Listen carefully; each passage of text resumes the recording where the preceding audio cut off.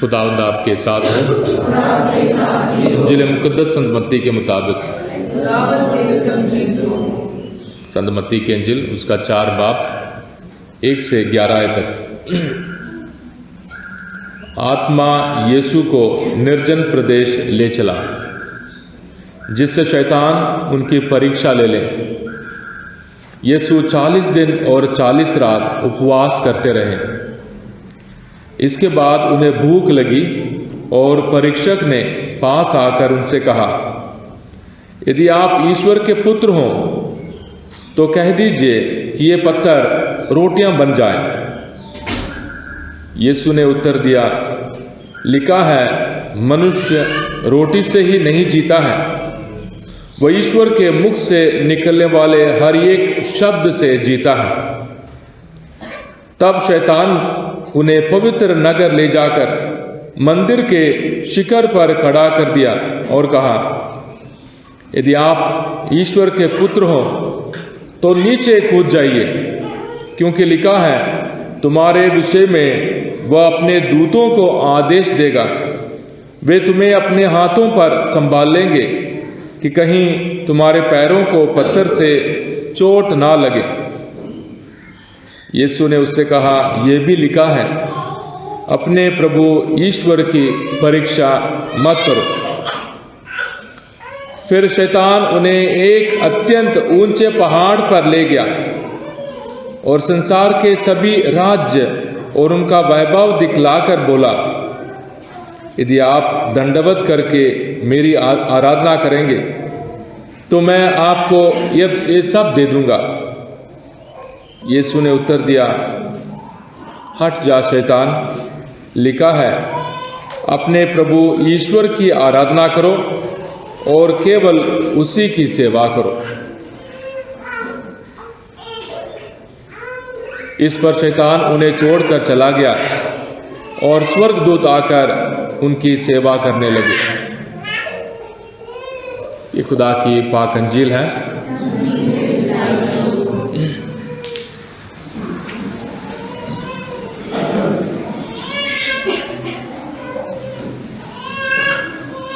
खुदावंद यीशु मसीह में प्यारे भाइयों और बहनों, रोज़ों का मौसम हम सबों के लिए बहुत खास है। आज रोज़ों का पहला इतवार है और जैसे हम सबों को बताया गया, रोज़ों का मौसम हम सबों के लिए सैक्रमेंटों को हासिल करने के लिए तैयारी है, ईस्टर की तैयारी है, अपने ईमान को ताज़ा करने के लिए एक मौका है। हर साल हम अपने ईमान को नया बनाते हैं, ताज़ा करते हैं, अपने ईमान को मजबूती के साथ जानने के लिए, समझने के लिए और उसे जीने के लिए हम ताकत हासिल करते हैं। तो रोज़ों के इस मौसम में खुदा का पाक वचन हम सबों के लिए सहारा है, हम सबों के लिए वही ताकत है। देना, बच्चों की चिंता मत करना, बच्चे वो रोएंगे, वो हमारे लिए सबसे अच्छा निशानी है कि हम सब सही सलामत है। तो इसलिए अगर बच्चे चर्च में रोते हैं तो उससे कोई घबराने या किसी बात की ज़रूरत नहीं है, कि मम्मी डैडी उनका ख्याल रख लेंगे। पर हम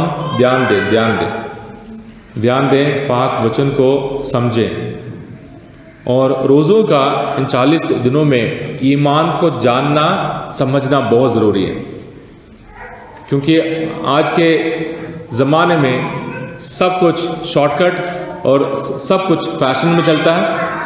जो हमें अच्छा लगता है वही हम समझेंगे, जो हमें अच्छा लगता है उसी को हम सुनेंगे, जो हमें अच्छा लगता है उसी को हम खरीदते हैं, जो हमें अच्छे दिखता है उसी के पीछे हम चलते हैं। पर हमारी ज़िंदगी अच्छी वाली, दिखने वाली और फैशन वाली बात नहीं है।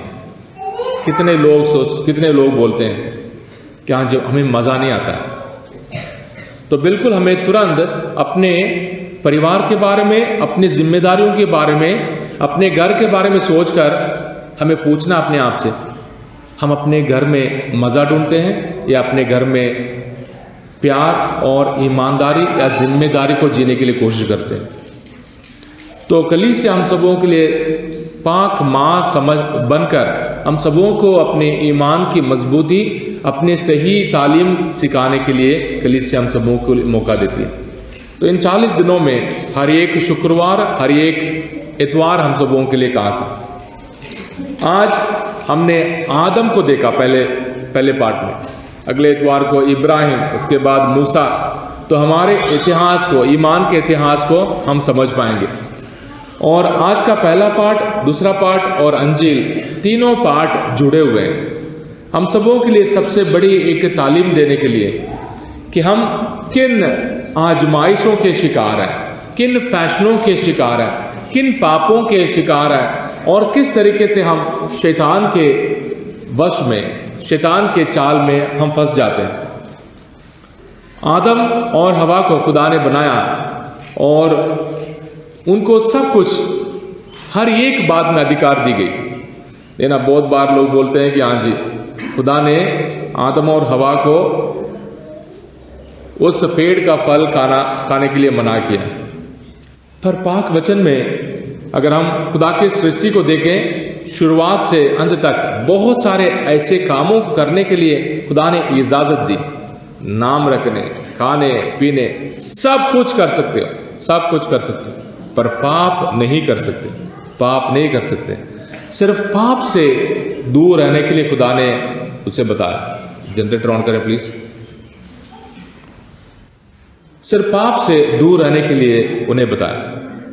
और आदम और हवा के इस कहानी में शैतान नजर आता है और शैतान ने उन सारी बातों के बारे में शक डाला। हवा के दिमाग में शक डाला, क्या वाकई खुदा ने आपको मना किया है? और उनके बीच में, शैतान के बीच में जब हम बातें करना शुरू करेंगे, बहुत सारी बार ऐसे हो जाता है। लोगों के साथ हम बातें करते हैं, बातें करते करते असली रास्ते से हम फिसल जाते हैं। बातें करते करते उनकी बातें हमें बहकावे में ले जाती हैं। बातें करते करते हमें सच्चाई पर भी हमें शक होने लगता है। हमारे ईमान के बारे में ऐसे होता है, हाँ जी, एक बार आए, 2 बार आए, 3 बार आए, आपके फादर नहीं आए, आपके सिस्टर नहीं आए, आपके फादर नहीं आए, आपके सिस्टर नहीं आए, तो हम आते हैं। तो शैतान के इस चालाकी में, इस आजमाइश में, इस परीक्षा में आदम और हवा हार जाते हैं, क्योंकि उनको लगता है कि वो फल बड़े स्वादिष्ट हैं, उनको लगता है बहुत खूबसूरत है और खाने में बहुत अच्छा लगेगा। और पाक वचन हम सबों को बुलाता है दोबारा एक बार इन रोज़ों के इस मौसम में कि खुदा के पाक वचन को हम सही ढंग से जाने, पहचाने, समझे कि खुदा ने हम सबों को कितने वरदान दिए हैं। खुदा ने हम सबों को हमारे परिवारों में, हमारे मेहनत में कितनी बार खुदा ने हमें मौका दिया है। खुदा के प्यार से भरपूर होकर सब कुछ कर सकते हो। खुदा के प्यार के खातिर सब कुछ कर सकते हो। खुदा की मेहरबानी से भरपूर होकर सब कुछ हासिल कर सकते हो। और खुदा के वरदानों की खातिर सब कुछ हमारा है। पर पाप से दूर रहना हम सबों के लिए बहुत ज़रूरी है। और खुदावंद हम सबों को इस पहले पाठ के ज़रिए हमारे ज़िंदगी के साथ हमें मुलाकात कराता है। आज के ज़माने में बहुत सारी चीज़ें अच्छी लगती हैं, पर सचमुच अच्छे नहीं हैं। दिखते बहुत अच्छे हैं, 1 दिन, 2 दिन, 3 दिन के बाद बच्चों को पता चल जाता है कि नहीं, ये असली चीज़ नहीं है, चलो परे करो। माँ बाप फैशन को लेकर, मेकअप को लेकर, कपड़े को लेकर और परिवार में खरीदने और बेचने को लेकर कितने बार सोचते हैं कि हाँ जी, शायद ये बहुत अच्छा लगेगा। एडवर्टाइजमेंट देखा है, ऑनलाइन शॉपिंग किया है, वो किया है, ये क्या अच्छा लगेगा। उसके बाद 1-2 हफ्ते के बाद वो चीज़ भी दूर हो जाता है, उसको भी दूर करो। हम जमा करते जाते हैं, क्योंकि किसी ना किसी ने हमें बोला है कि अच्छी चीज़ है, किसी ना किसी ने हमें बोला है कि हाँ जी ये सस्ता है, किसी ना किसी ने बोला है कि खूबसूरत है, किसी ना किसी ने बोला है कि हमें एक फ़ायदा है। पर खुदा हम सबों को जमा करने नहीं, खुदा हम सबों को जीने के लिए बुलाता है। खुदा के उम्मीद और प्यार में जीने के लिए बुलाता है। और शैतान शाम के ज़रिए आदम और हवा की ये पूरी कहानी हम पूर्ण रूप से ऐतिहासिक तौर पर उसको नहीं समझेंगे, उसको रूहानी मतलबों से समझना बहुत ज़रूरी है। और शैतान के इस चाल में आदम और हवा फंस जाते हैं शैतान के इस चाल में दोनों हार जाते हैं। और यहाँ लिखा है, तब दोनों की आंखें खुल गई और उन्हें पता चला कि वे नंगे हैं। जब खुदा के फजलों से भरपूर, जब हम खुदा के फजलों से भरपूर होते हैं तो बाकी सारी चीज़ें हमें कोई नज़र नहीं आती, बाकी सारी चीज़ें हम पर दोष नहीं लगाती। पर जब हम खुदा पर भरोसा नहीं रखते हैं, जब खुदा के हुक्मों के मुताबिक चलने के लिए हमारे पास दम नहीं है कि हम भटक गए हैं, तब हमें पता चलता है कि हाँ जी, हमने कितनी गलती की है, लापरवाही के साथ हमने गलती की है, जल्दीबाजी में हमने ये गलती कर दी। उसके बाद हम भी चुपने लगते हैं, हम भी चुपने लगते हैं। जैसे बच्चे माँ बाप के सामने नहीं आएंगे, बच्चे माँ बाप से छुपाएंगे, नोटबुक से लेकर हर एक बात को माँ बाप से छुपाएंगे, हर एक बात पर झूठ के ऊपर झूठ, झूठ के ऊपर झूठ। तो खुदा का पाक वचन प्यारे भाई और बहनों हमारे परिवार से जुड़ा है, हमारी ज़िंदगी से जुड़ा है। और रोज़ों के मौसम में हम इतराफ़ के ज़रिए खुदा के साथ अपने जो रिश्ते को मजबूत बनाते हैं, ताज़ा करते हैं, साफ़ करते हैं, पाक बनाते हैं। और रोज़ों के इस मौसम में इतराफ़ पाक सैक्रमेंट हम सबों को सारे झूठ और सारे नाटक और सारे झूठे वायदे, सारे दिखावे वाली चीज़ों से हम सबों को आज़ाद करेंगे। इसलिए हम सबों को इन पाक वचनों के ज़रिए खुदा को जानना, खुदा को पहचानना ज़रूरी है। आज के दूसरे पार्ट में संत पौलुस आदम के बारे में बताते हैं, रोमियो को आदम के बारे में हम सबों को समझाते हैं। पहला आदम और नया आदम, है ना। बाइबल को पढ़ने के लिए भी हमें ये समझ होना ज़रूरी है। हर बात को एक कहानी समझकर, एक प्यार की कहानी समझकर पढ़े। पहला आदम और नया आदम। पहला आदम आदम वाटिका में हार जाता है, नया आदम यीशु गेत्सेमनी बाग में शैतान को हराने के लिए पूरे वायदे के साथ उतरता है। पहला आदम हम सबों के लिए पाप ले आता है, एक के पाप की वजह से पूरी दुनिया पापी बन गई। हमारे घरों में भी ऐसे होता है, हमारे घरों में ऐसा होता है, माँ हो या बाप हो, शराब हो, बुरी आदत हो, कुछ भी हो, एक की बुरी आदत पूरे परिवार पर नज़र डालती है। एक की बुरी आदत की वजह से हमारा सोच विचार बदल जाता है। बाप शराबी हो या मम्मी लापरवाही करती हो तो बच्चों के ऊपर हम सबों को साफ साफ दिखा देता है। जब माँ बाप खाओ पियो खरीदो बेचो सब कुछ दिखावे के काम करते हैं तो बच्चों के अकल और बच्चों के सोच विचार, बच्चों की पढ़ाई में कितना असर करता है हमें मालूम है।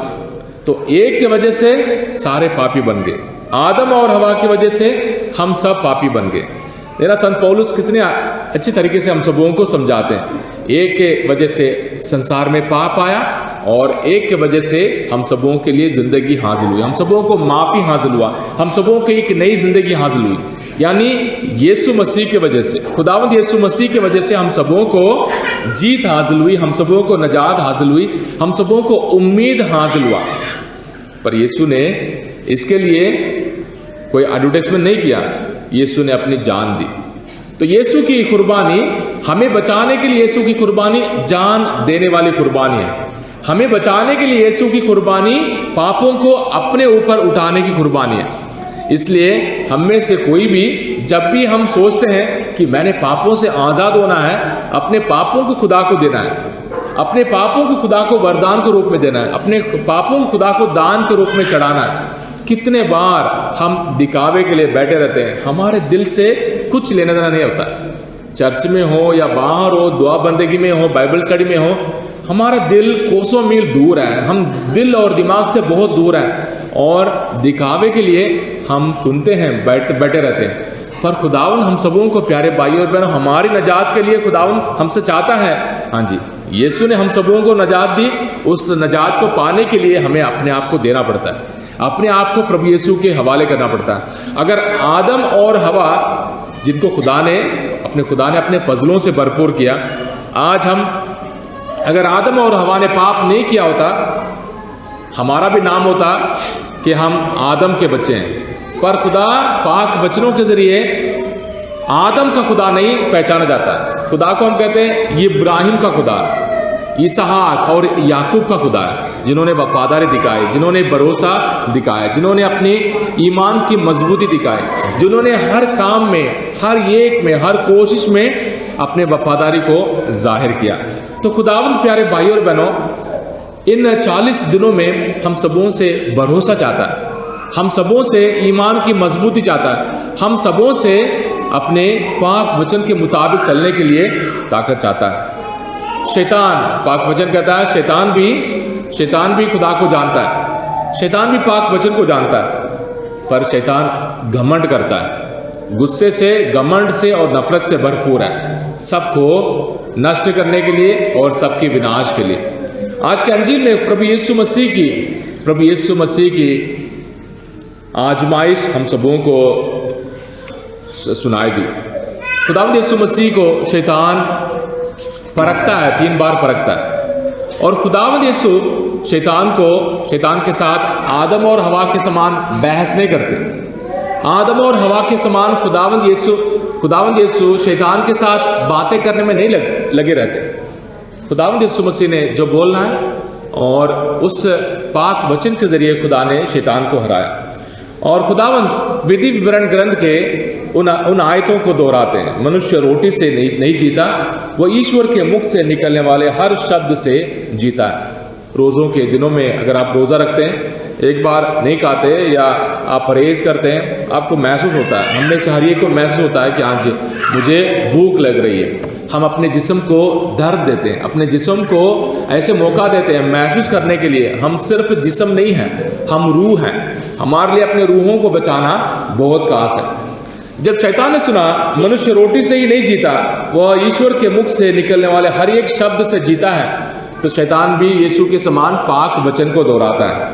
शैतान कहता है, यदि आप ईश्वर के पुत्र हो तो नीचे कूद जाइए, क्योंकि लिखा है तुम्हारे विषय में वह अपने दूतों को आदेश देगा, वे तुम्हें अपने हाथों पर संभाल लेंगे। ज़बूर 91, ज़बूर 91। यहूदियों के रिवाज में भूत निकालने के लिए, अगर किसी के ऊपर दुआ करने के लिए इस ज़बूर को दोहरा देते है ना, शैतान को निकालने के लिए। शैतान कितने बार उस ज़बूर को सुना होगा, और यीशु के लिए उस ज़बूर को सुनाता है कि आप मंदिर से कूद जाइए, आप कूद जाओ और खुदा आपको पकड़ लेगा, आपके पैरों को चोट नहीं लगेगी। पर खुदावंद उन बातों को याद रखकर उसे पाक वचन को दोबारा सुनाता है कि अपने प्रभु ईश्वर की परीक्षा मत करो। फिर शैतान उन्हें एक ऊंचे पहाड़ पर ले गया और संसार के सभी राज्य उनके वैभव दिखलाकर बोला। तेरा हम सबों को ताकत चाहिए, दुनिया में हम सबों को ताकत चाहिए, हमें बहुत सारे धन दौलत चाहिए, बहुत सारे खूबसूरती चाहिए, बहुत सारे बातें हमें चाहिए। हम ढूंढते रहते हैं, तलाश में लगे रहते हैं। और शैतान एक ही बात बोलता है, मेरा सजदा करो, अगर मेरी सजदा करोगे सब कुछ आपको मिल जाएगा। कितने बार चंगाई को लेकर, बिजनेस को लेकर आज के ज़माने में हम लोग सुनते रहते हैं, अगर आप ये करोगे आपको मिल जाएगा, अगर आप इतना पैसा दोगे आपको मिल जाएगा, अगर आप ये काम करोगे आपको चंगाई मिल जाएगी, अगर आप इतने बार आओगे तो आपके बिजनेस ठीक हो जाएगा। हर एक बात आजमाइश के समान है। खुदावंद यीशु मसीह कहते हैं अपने प्रभु ईश्वर की आराधना करो, ईश्वर की आराधना करो, ईश्वर की, इंसान की नहीं, केवल उसी की सेवा करो। तो ये पहला एतवार प्यारे भाइयों और बहनों हम सबों को अपने ईमान की मजबूती के पहले कदम में बुला रहा है। हम लोग बैठे रहते हैं, हम लोग सुनते हैं, कितने बार याद रखते हैं, कितने बार यहाँ से सुनकर यहाँ भेज देते हैं। हमारे पास बाइबल डायरी है, और याद रखें ये एक सबक होमवर्क समझकर इन 40 दिनों में पाक वचनों को सहारा लें, पाक वचनों को समझने के लिए कोशिश करें, पाक वचनों को समझकर उसके मुताबिक ताकत हासिल करने के लिए कोशिश करें। खुदावंद यीशु मसीह हमारे हर एक आजमाइश में हमारे साथ है। खुदावंद यीशु मसीह को मालूम है हम कितने कमज़ोर हैं, खुदावंद यीशु मसीह को मालूम है हम कितने पापी हैं। खुदावंद यीशु मसीह हमें हर एक आजमाइश से बचाने के लिए हमारे साथ है। खुदा से कहें, है प्रभु मेरी हर एक आजमाइश को, मेरी हर एक परीक्षा को, मेरे हर एक परेशानी, पाप के चाल को मैं तेरे हवाले करता हूँ, तेरे हवाले करता हूँ। ऐ प्रभु मुझ पर रहम कर, तू मुझे बचाने वाला है। ऐ प्रभु मुझे अपने ईमान की मजबूती दे, मुझे भरोसा दे, ताकि मैं घमंड से भरपूर नहीं, अपनी अकड़ से भरपूर नहीं। पैसे की अकड़, तेरा कितने बार हम अपने अकड़ करते हैं, पैसे की अकड़, और यहाँ वहाँ के छोटे मोटे ईमान की अकड़, मुझे बाइबल की जानकारी है और मैं सच्चे तालीम को मैं जान रहा हूँ, ये है वो है, बहुत सारी चीज़ें हैं। पर इन 40 दिनों में खुदावंद यीशु मसीह को पाक वचनों के ज़रिए जाने, पहचाने और उसके नज़दीक आए। हर एक आजमाइश के वक्त, हर एक कमी के वक्त, कमज़ोरी के वक्त खुदा से कहें, है प्रभु तू मुझे बचाने वाला है, मुझ पर रहम कर। ऐ प्रभु मुझे और मेरे परिवार की रक्षा कर। ऐ प्रभु मेरे इस सफ़र में, रोज़ों के इस सफ़र में परहेज़ करूं या रोज़ा रखूं या बुरी आदतों को छोड़ूं, शराब को छोड़ूं, नशे को छोड़ूं, चिप्स, कोल्ड ड्रिंक्स, इन सब को छोड़ूं। ऐ प्रभु ये सब कुछ तेरे प्यार के खातिर है, तेरे प्यार के खातिर मैं सब कुछ सहने के लिए तैयार हूँ। तेरे प्यार के खातिर मैं भी इन 40 दिनों की मनाने के लिए तैयार हूँ। ऐ प्रभु मुझ पर रहम कर, मेरे परिवार पर रहम कर। आमीन।